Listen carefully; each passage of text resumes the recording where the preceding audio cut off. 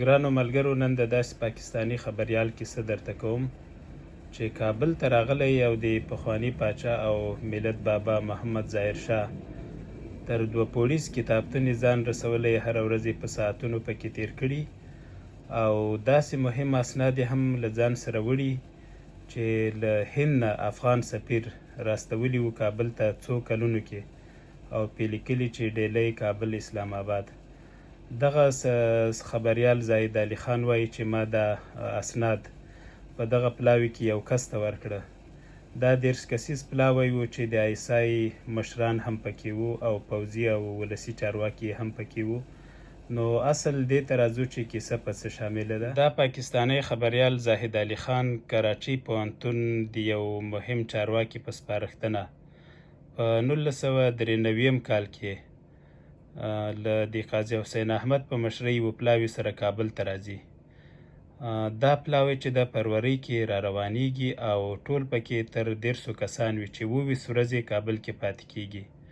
دی وایي دې پلاوي کې چې د قاضي حسین احمد په مشرۍ و د ایسای پخوانی مشر حمید ګل هم شامل وو او د ایران او سعودي د سفارتونو چارواکي هم پکې وو.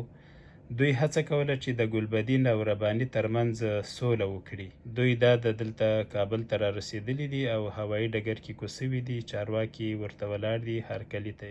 زاهد علي خان له ځان سره داسې کمره راوړې چې سم لاسي عکس وباسي. د دې کمرې نوم پولوراید ده. نو همدې وجه کابل کې د ارګ ساتونکي او نور ولس خلک ځان سره ډیر ژر آشنا کوي یا په ځان ورټولوي، ځکه د خلکو دا تمه وي چې څنګه عکس واخیستل سي او دوی ته په لاس ورکړي. نو په همدې وجه د سره ملګرتیا ته مخه کوي.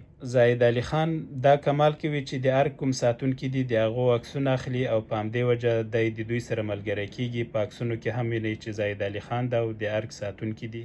دی وایي همدا وجه و چې زه نور د پاکستاني پلاوي نه بیل سومه او کوڅو کې او ښار کې به ګرځېدم. خو وروسته بیا وایي چې ډېرې ورځې د ظاهرشاه 2 پوړیز کتابتون ته تلمه. دی وایي د ارګ ساتونکي به ماته د ظاهرشاه کتابتون خلاص کړ چې هیڅوک ورتلی نه سو. بیا به یې وایي له ښاره پسې دروازه بنده کړه، په ساعتونو به زه هملته ومه، په لټنې به مې کولې. دا خبرې له BBC اردو سره کړي دي او وایي ما له ځان سره دغسې د یوګوسلاویا د پخواني مارشال ټیټو په دستخط باندې یو سند هم له ځان سره ویوړ چې ظاهرشاه ته یې رالیږلی و او د هغه سفیر ورته سپارلی و. دغه لاندې متن کې تاسو خپله وینئ چې دی وایي چې د سند نه علاوه مې د افغان سفیر په لاس داسې خطونه هم له ځان سره وړي چې او د پاکستان پلاوي کې مې یوه شخصیت ته ورکړي دي چې په دري ژبه لیکل شوي وو او سرلیکي وو اسلام آباد ډیلی کابل. دی وروسته څه وایي ما ته د دې سندونو او خطونو په پټولو ډیر افسوس راځي. بیا مې سوچ کړی چې افغانستان کې حکومت ته وسپارمه، خو چې حالات ښه سي او سفارت ته یې ویسمه او بیا یې ورکړمه.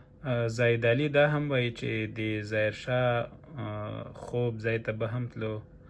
اول ته یې دغسې د تشیال د یوه عملیاتو چې میشن اپالو 11 ورته وایي او سپوږمۍ کاڼي راوړي وو. بیا د امریکا یو پاچا ظاهرشاه ته په ډالۍ ورکړي وو، هغه یې هم ولیدل. زاهد علي خان دغه ده چې د افغان میرمنو منځ کې ناست دی، کورنۍ ده ورسره او دا وزیر اکبر خان سیمه ده. دی هملته اوسېدلی هم د شپې به یې کولې. دا 2 نجونې هم دغه کور دی چې دی پکې اوسېده یا که دا کور چې چا کرایه کړی و د هغه نجونې دي او دی وایي چې دوی د فلمونو نه اردو زده کړې وه، ما سره به یې مرسته کوله په ترجمه کې. ملګرو دلته څو پوښتنې سړي ته پیدا کیږي. لومبی دا چې زاهد علي چې خبریال و نو د پلاوي سره هم تللی و، ولې له پلاوي سره نه پاتې کېده؟ ځکه د هغه مسؤلیت دا و چې د پلاوي ورځنۍ لیدنې او پرمختیاوې راپورټ کړي. دویم دی وایي چې دغه د ټیټو سند ما له ځان سره وساته او سفیر لخوا لیکونه راستول سوي او په بیک کې و، پلاوي کې مې یوه کس ته ورکړه. نو همغه یې ولې پلاوي کې یو کس ته ورکول، او بل دا چې که ورکړي دي ولې نوم نه اخلي. او دریم دا چې دی وایي چې ما ته اوس افسوس راځي چې ولې مې دا غلا کوله. دا خو مې یو جرأت کړی چې وایي غلا مې کړې. نو وایي چې بیا مې ویلي چې حالات سم سي افغان سفارت ته یې وسپارم. دغه تیر 20 کلونه یعنې چې افغانستان کې نړیوال ځواکونه وو، موږ تاسو ولیده چې مختلفو هیوادونو د یونسکو له لارې یا په خپله ډېر لرغونتوکي بیرته افغانستان ته وسپارل. نو ده ته ولې دا موقع په لاس ورنغله؟ نو ستاسو څه نظر دی؟ هیله د خپل نظر را سره شریک کړئ. الله مو مل.